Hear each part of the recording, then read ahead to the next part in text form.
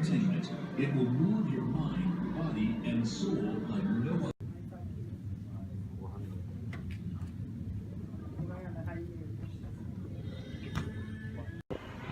I just got out of a really intense movie called Eye in the Sky. It was only playing one showing here tonight. It was at about a 9:40 showtime in one theater in town, and it wasn't even on a big screen. It was in one of these VIP screenings with about maybe 20 other people, which was very comfortable, I have to admit. There was a little bit of a smell of smoke in the air, like someone's been smoking in that room. Nobody smoked during this movie, though. It was pretty intense, and I think the audience was very respectful of the subject matter. I'll tell you about it, because it really did bring me back to my days in the Air Force. But more than that, it definitely touches on a lot of very controversial subjects that are going on in the world today.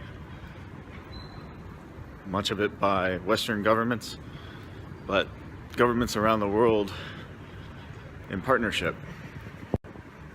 Spoiler alert, in this video I'm going to talk about the movie and everything that happens in it, because I can't tell you my thoughts without telling what happened in the movie and the feelings that I feel right now as a result. I didn't know what to expect from this movie, and to be honest with you, I didn't know anything about it until a day or two ago when I saw it on my list of movies that were playing here. I had no prior knowledge of it. I didn't even know it came out. I saw Alan Rickman was in it, and I said, "Didn't that guy passed away last year?" So I really went to go see it in honor of him. But the cast was incredible. It didn't just have him in it. It had Helen Mirren, who I love. Always loved. I got to meet her once, actually. She stayed at my hotel in Hollywood once, and this was 5-6 years ago.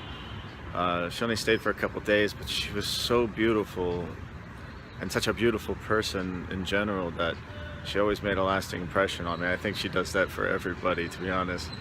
She's probably one of the most beautiful older ladies you'll ever meet, most graceful ladies.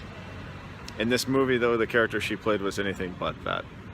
She played a hard-nosed, tough as stone general, British general. And in many ways, there were many times where I was rooting against her in the movie. And there were many times I was rooting for her. The movie definitely didn't make you take sides. It doesn't take a side.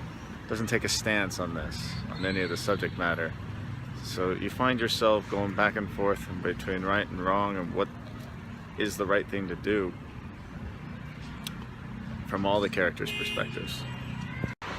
The movie also had a couple of other faces that I recognized. It had the Somali pirate from Captain Phillip. He did a fantastic job. I haven't seen him in any other movies. He's that very skinny dude, kind of typecast. Even in this movie, he played a Somali agent who was working for the Kenyan Special Forces, but he was fantastic in it too. Everyone did an incredible job. The acting was great. The editing is flawless. The score, although subtle, was perfect for this type of movie. It wasn't a high-budget movie, but it didn't need to be to tell this story. Alan Rickman was awesome. I'll talk a little bit more about his character in a little bit. Well, I guess first let me tell you a little bit about the movie. The movie is about, it takes place all over the world, really, different parts of the world. But the main focus is on a little house in Nairobi, Kenya. And the Kenyan Special Forces, along with the British military and United States Air Force, are conducting a joint operation to capture some terrorists. And they find out that the terrorists are preparing for a suicide bombing mission somewhere in Nairobi. So the capture mission quickly becomes a shoot-to-kill mission. It goes through about an hour of very intense rules of engagement debate and legalities and right and wrong that is probably the best I've ever seen in a movie. Now, I've been privy to those types of conversations many times in my life.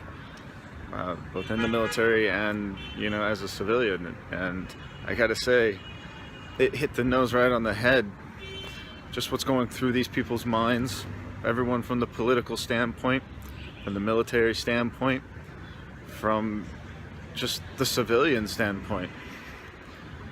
And I gotta say, all the points were heard. They were all good. And there were so many parts of the movie where one negates the other. You really didn't know what to think. What was the proper thing? It doesn't take you long to realize that these are decisions that are being made on a constant basis by many, many different people almost every day within different militaries and different governments. And God, it really does make you think a lot.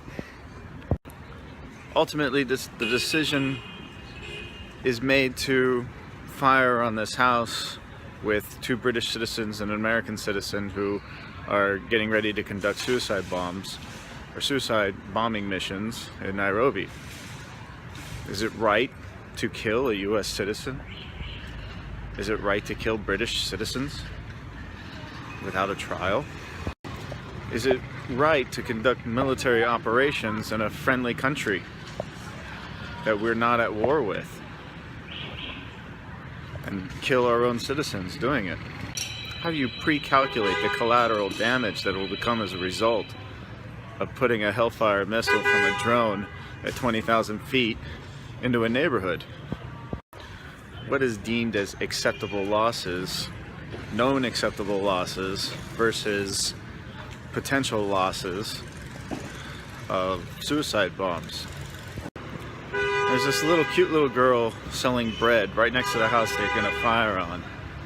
And they start calculating the possibility of her dying in this attack. Is it right to do it? Is it right to weigh one life against potentially 80 to 100 if those suicide bombers go off and detonate in the middle of a market or a mall? I don't know the answer to that. Who does? But these are decisions that we are faced in today's world. I've always loved Alan Rickman as an actor. He's one of my favorite villains of all time from Die Hard, right? He's also Professor Snake from the Harry Potter movies. And his death was sudden and surprising this last year, along with many other deaths. His performance in this was subtle, but very strong. Especially his final words. After the incident happened, after the dust settled and the mission was accomplished, a civilian who didn't like the idea of dropping the bombs in the first place said to him that what just happened was disgraceful. And I can see her point. I think everybody can. Military men and women and generals, they take their orders and execute their orders, and they do so holding back their emotions often because they're tasked with a very terrible job and a very terrible responsibility, but it is their responsibility and they do their duty. After that civilian said to him what happened was disgraceful, he turned to her, and it was one of the best lines of the movie, and with very little emotion, just in that typical Alan Rickman style, said to her, "Never tell a soldier he doesn't know the cost of war." And there was no emotion in it, but you can see in his eyes what was going on in his head as he left the room. In today's warfare with drones, we can do all of this from the safety of a conference room with a cup of coffee and some cookies. But that doesn't make it any easier. Or does it? Perhaps from a civilian and a political standpoint it might, but I don't care if you're a general in a a conference room in London, or a colonel in an ops room, or the pilot's sitting in a bunker someplace near Las Vegas, Nevada, flying a drone halfway around the world with a 20-year-old A1C standing next to you.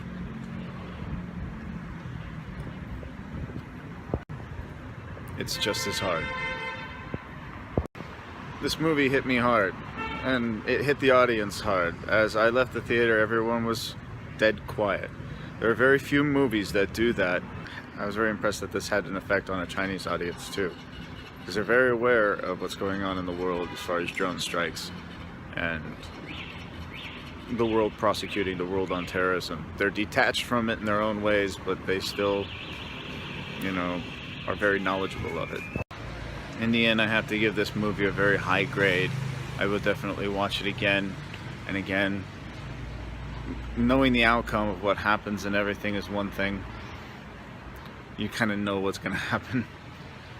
But the debate, the wonderful debate about rules of engagement and the changing of the mission and the necessity of now and authorities was fantastic. It was done in a really, really smart way. And that's all going to change here in just a few days with a new administration coming into the United States, and that administration's relationship with the Pentagon, with intelligence sources, with other governments and other militaries and other intelligence sources. I hope more people see this movie and it opens a dialogue of what's right and wrong, because I think it just makes you question it more. Is it right? Is it wrong? I don't have the answer, and this movie doesn't have the answer either, but it definitely shows the collateral damage, not just on the ground, but for those who prosecute it.